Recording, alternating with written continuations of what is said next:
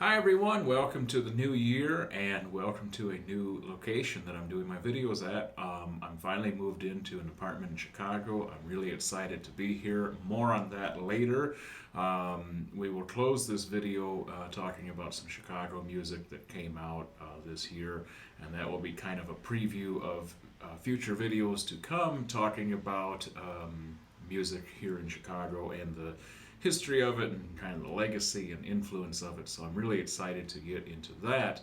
I hope that this video won't be too noisy. I have a mic set up, but I have not finished my acoustic treatment of this room yet, and I am on the other side of a window from a very, very busy main street in Chicago, so there's a lot of traffic. So hopefully it doesn't pick too much of that up, and if it does, kindly ignore it and just focus on the great music. And as soon as the video is done, go get that great music and turn it on.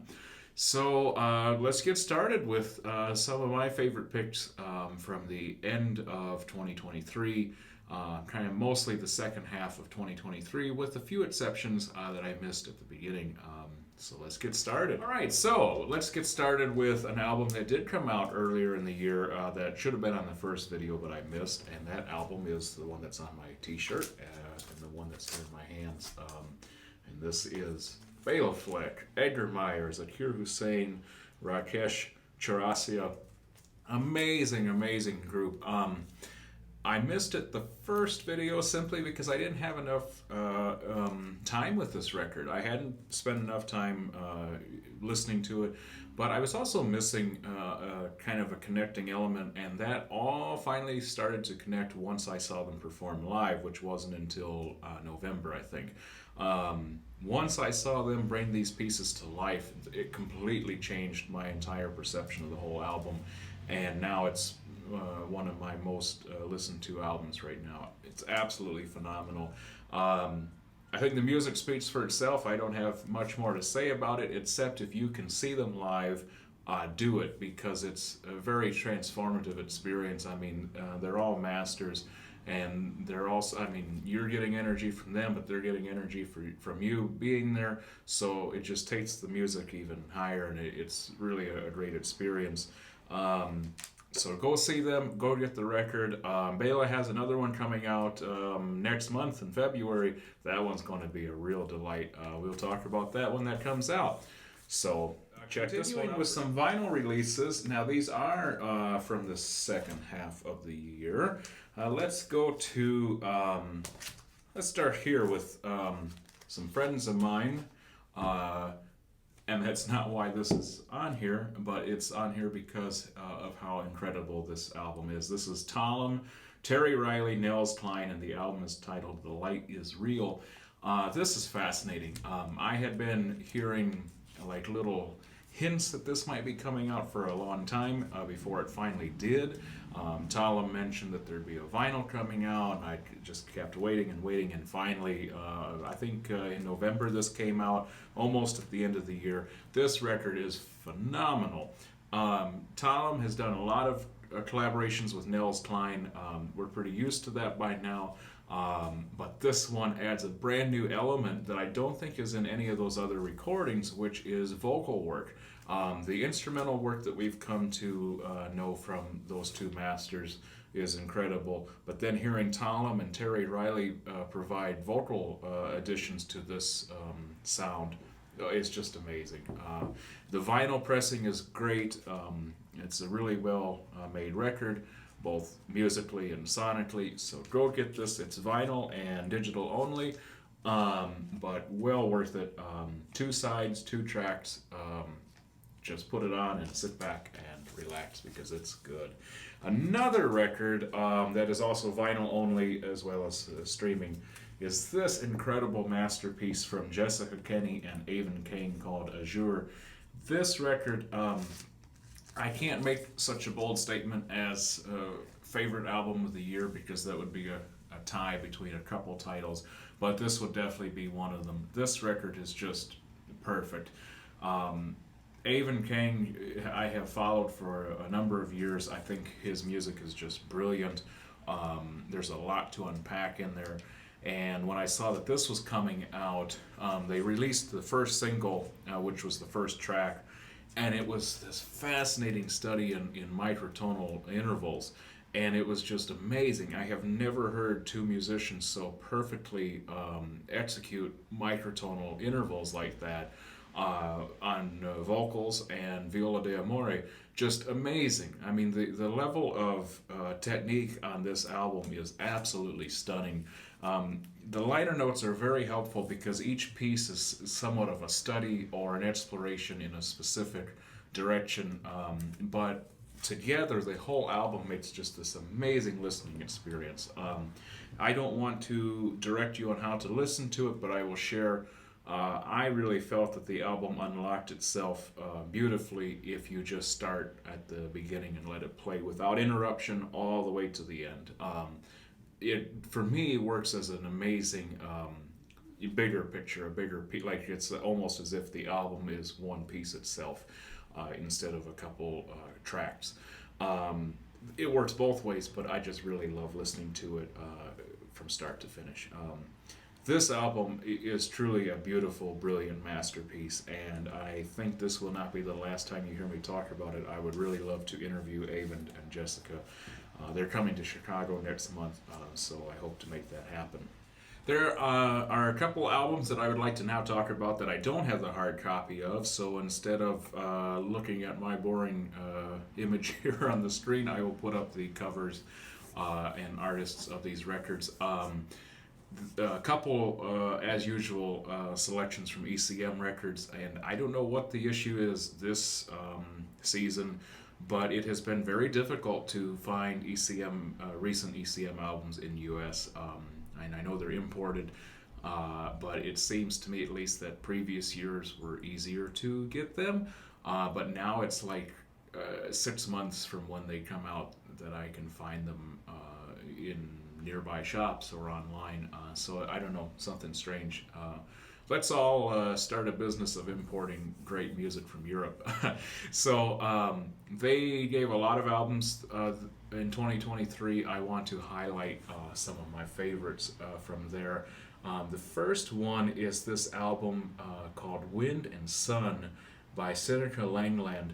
For me, this album is really about as good as it gets in summarizing all of my musical tastes into one recording. You know how I like a lot of different styles. This album just about covers it all. The music goes from being sparse to full, sometimes very folk-like, then it goes into this incredible jazz improvisation. The texture she creates with her instrument called the cantele are truly captivating. It had my attention immediately, so did her amazing vocals, very soulful, heartfelt vocals. And she was able to go from simple melody lines to these really complex accompaniment passages on her instrument. I loved it. I have enjoyed her previous works, but this one really set the bar high and offered such a variety of textures and styles that I would easily recommend this album to anyone, no matter what your tastes are. Next on ECM, we're going to now, we go from one country to another. This time is to Poland with Maciej Obara Quartet's album called Frozen Silence. This album is amazing. He has some other works on ECM. Those are also incredible. But this one, it felt like he just finally put away any hesitation and just let loose on this album, and we were all waiting for it, and we finally got it, and it's incredible. His soloing is fantastic. His tone on the saxophone is really unique, really incredible. I just love this album. The compositions are memorable. The soloing is really at top tier level.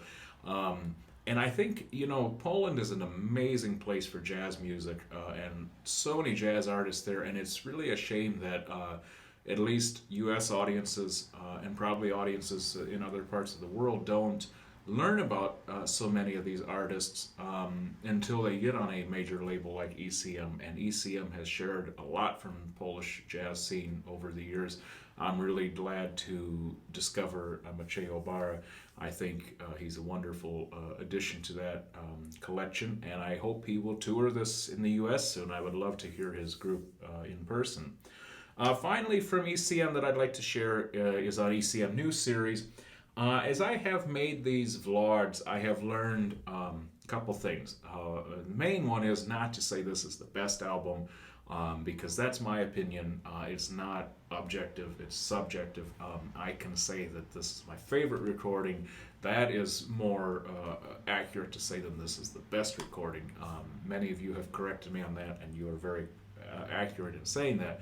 But this one I am going to say definitively is the most beautiful album I have ever heard. Definitely the most beautiful album I think of this composer, of this year. Is just amazing. And that album is Tractus by Arvo Pärt. Now, almost everything, if not every piece that Arvo Pärt has ever composed is beautiful. But this album, I was reading about the production really was very careful about track order and which tracks were included, which compositions, and the performers were very well tuned into the feel of the overall album. Between the pristine, crystal clear recording to the amazing players to the selection of which compositions are represented here, this album is just simply beautiful from start to finish. It's one of those that you turn it on. If you're doing something else, within a few seconds you will be sitting down doing absolutely nothing except putting your entire attention on this album, because it's that strong of an experience when you turn it on. So thank you to Maestro Pärt for another beautiful album. Thank you to ECM for releasing it.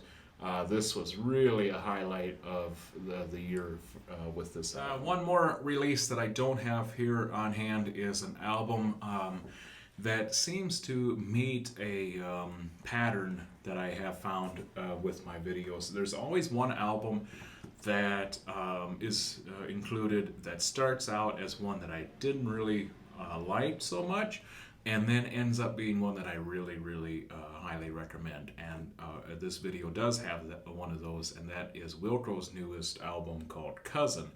When the first single came out, I was hooked immediately because it was one of those songs that had everything in there that would make a great song. It had a great melody that would get stuck in your head, great rhythm, catchy tempo, and really great lyrics. I mean, what else could you want for a great song?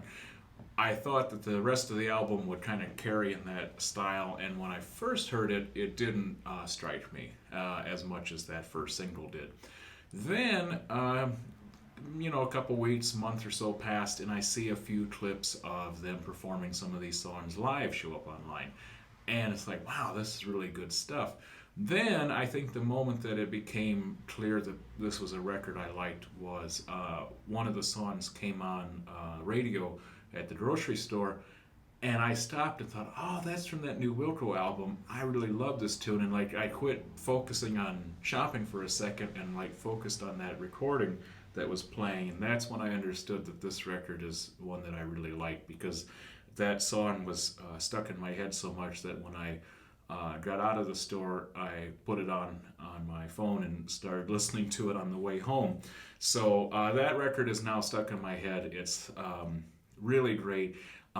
It is, I don't know if it's the first, but it's the first in a long time anyways that Wilco did not produce themselves. They had an outside producer come in. I really love Jeff Tweedy's production, so I'm curious what this album would have been like without any influence, but it's really great. I highly recommend you go check out the album Cousin and give it a couple spins. Going to download only now. One of my favorite groups in the entire history of music in the world, the Rice Brothers. They had their two rounder albums, the Rice Brothers and then Rice Brothers 2, were some of my most listened to bluegrass albums. And David Grisman's acoustic disc label put out a download only of the very first time they appeared together on stage live. It's incredible. It's short, but incredible. All of them at their best, with a couple special guests, including their great Bill Emerson on banjo and Ricky Simpkins on fiddle. They were on the albums, studio albums as well, so it made sense. So now they have banjo and fiddle and Frank Poindexter on dobro. Absolutely incredible. I love it. Go download that. How can you go wrong with the Rice Brothers? I wish at some point I hope we get to hear more live recordings from them because they're my favorites. Lastly, in the category of albums that I don't have here on hand is a CD from the Korean group Country Gongbang, and this album is called Unknown Poets. Their first album was really great, and this next album, their second, is even more great. It's just really an enjoyable listen. They take their musicianship to a whole new level. The songs are incredible. The singing is great. The playing is really great. I really hear some Punch Brothers influence on this. It's very technically brilliant. Also very soulful and poignant at times. Very great listen. Go check them out. They did their first U.S. tour last year, and I hope they'll be back. So if you see them near you, go see them because they're good. So we're about to bring the video to a close. A few more albums. And before we do, I have to mention that one of my favorite albums this year, you will think maybe this is a cringe recommendation, but it's mine. It's my CD, and I'll tell you why I'm including it. It's not because I am so arrogant that I think that anything I do should be in the top lists of the year. It's actually because of the people that are on it, and that's the sincere truth. I was the producer, the arranger, and I played a little bit, sang a little bit, but it was the incredible people that were guests on here that brought this album to life. I would go out and listen to any of their music that they have done on their own, and I have thankfully and humbly had some of the greatest musicians and engineers on earth contributing work to this album. And so I really hope you will go check it out. I'd love if you'd go buy a copy of it, and if you don't, that's okay too. I just really would love for you to go enjoy the contributions of musicians from around the world. All of them are some of the greatest musicians you can ever find on piano and bass and drums and pedal steel and banjo and mandolin, vocals, and also engineering. This album sounds so great because some true geniuses were behind the board and behind the computers running some incredible recording sessions, capturing this music just perfectly. So I am thankful to all of them, and I really think that their work on here and on their own projects deserves to be heard a million times. It's just incredible what they did to my music. I had ideas of what this album would sound like. It was nowhere near what the result was. The result was so much better than I ever imagined. And I imagined it to be good. They took it at least 100 times better than I ever thought I would hear my own ideas come to life. So thank you, everyone that was on here, and I hope you will go take a listen to their great. So, as I said at the beginning, I'm going to close this video out with two Chicago connections. As like a little preview of topics to come, there's a good chance that no matter what kind of music you like, somehow Chicago played a role in it. I can almost say that for anything and anybody. So many famous musicians and heroes that we all have either were born here or lived here or played some really important milestone gigs at venues in this city. Somehow Chicago has been central to so many musical movements, artists, genres, both historically and still today. And I'm really humbled to be here and witnessing that now in first person instead of just hearing about it. Now I can see it and be participating in it. One of those artists who is not from Chicago, but will be the first to tell you how important Chicago is to his work, is Jaap Blanc. He had a record that came out earlier this year. I accidentally missed it in my first video. This one is with Damon Smith and Ra Colum Bob Moses, and this album is called Rune Kitchen.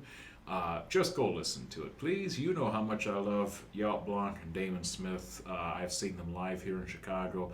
Jaap said that He was just here in November. He said that he has played in Chicago more times than any other place in the U.S. So I think we're very lucky for that fact.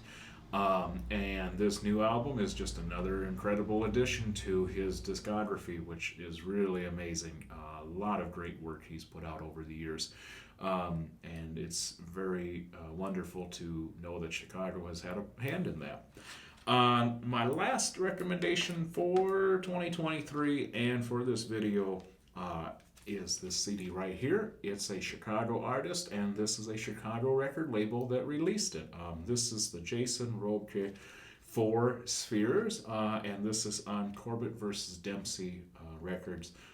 They're not too far from my apartment, actually, and they have a great gallery, great space nearby. And Jason Robke is one of the greatest bass players I've ever heard. I love listening to double bass, one of my favorite instruments. ECM has a million bass albums. I love them. You've heard me talk about Danny Thompson, how much I love him. So there's a pattern, which is I really love bass players and bass music. And this album is amazing. This album really is some of the best cutting edge jazz I have heard in a long time. They really just go at it and give it their all, which is a theme I have seen in Chicago, that the jazz musicians really do not hold back in any regard. They give every solo, every composition their all, and it's amazing to listen to. It's just really a great feeling to be in the audience for Chicago jazz artists.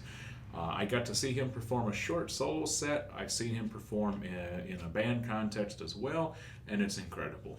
So go get this record, go check his work out. I'm a fan, and this was a new discovery for me about a month ago. So I can't wait to learn more about Chicago music and Chicago musicians.